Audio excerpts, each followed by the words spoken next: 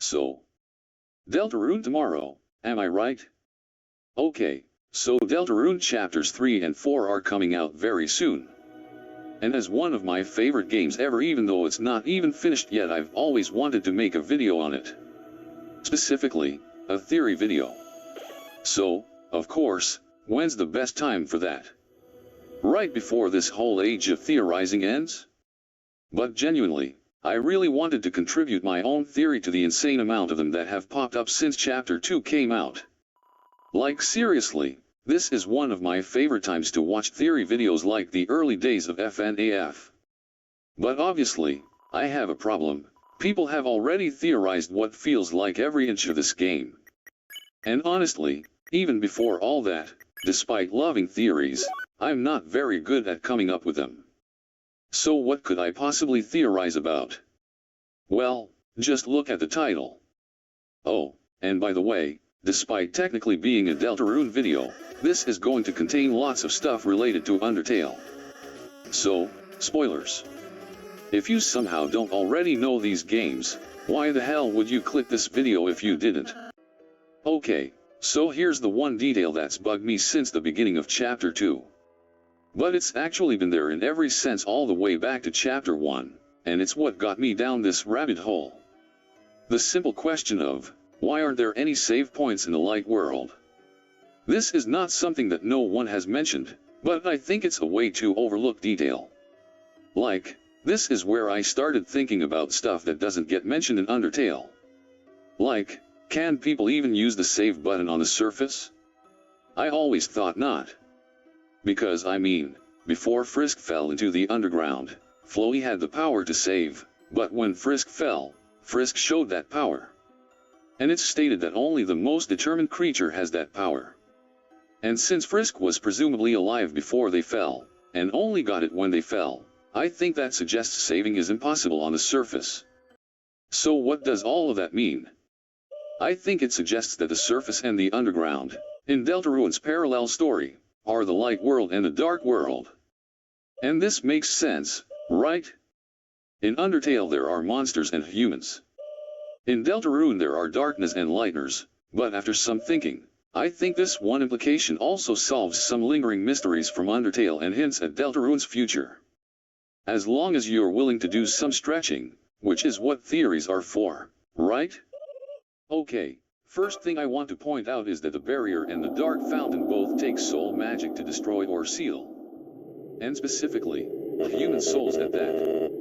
The only main difference is that the barrier needed 7. But, there are 7 chapters in Deltarune, and if every chapter has a fountain, with my prediction being the Grand Fountain as the last, it technically took the power of 7 souls in both to complete the game, basically. However, in Undertale, the barrier is only destroyed in the true pacifist route. Could it be a hint that Deltarune's true ending will be the only one where we seal all the fountains? Maybe in the weird route we don't get to seal every fountain. 2 more minor points to show what I mean about Deltarune being a parallel to Undertale, and specifically the Dark Worlds and Underground being alike. First is the connection between Floey and Ralsei, with Ralsei basically being this world's version of Floey. Basically, Ralsei's introduction is very similar, actually almost identical to Floey's, and the fact that they are both related to Asriel but are both not quite him in some way.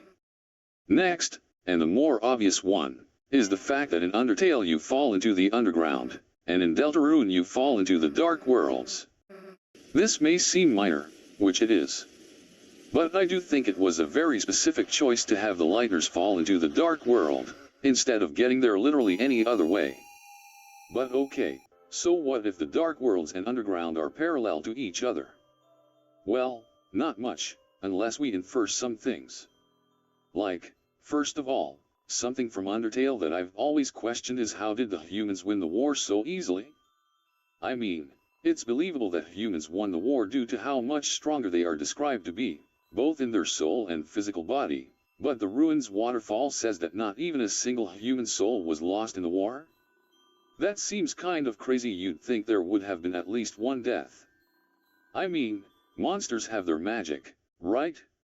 Well, what if monsters can only use magic underground in Undertale? Like how in Deltarune it's pretty heavily implied that magic is only something that exists in the dark world, or at the very least is very limited on the surface. I feel like it would make a lot more sense for the humans to have won the war so easily, especially if the monsters were caught off guard. Another theory that I have relating to all this is how Deltarune's prophecy might be the exact same one in Undertale. We hear a part of the prophecy from Jerson in Undertale where it says an angel will make the underground go empty. Well, in Deltarune's prophecy there is also an angel figure, aka the angel's heaven. Could maybe the underground in the original prophecy refer to the dark worlds? It seems like Deltarune's prophecy is going to be slowly revealed each chapter, my guess, with Ralsei being the one to do it, as he has shared both parts of the prophecy so far. Maybe all the way in chapter 7, the prophecy he shares will be exactly like Undertale's? Alright, so my final thing before I'm done here is to address some inconsistencies with the parallel Deltarune not being so much different. First is how monsters may or may not bleed in Deltarune. It's really up in the air whether they can or not. There's evidence for either side. The only explanation I can think of is maybe monsters can only bleed in the light world, which would make sense why Toby Fox deleted that bleeding sprite of Susie. But at the same time, it's implied by Father Alvin that monsters turn to dust, at least in the light world. And no matter which way that goes, it kind of ruins this theory.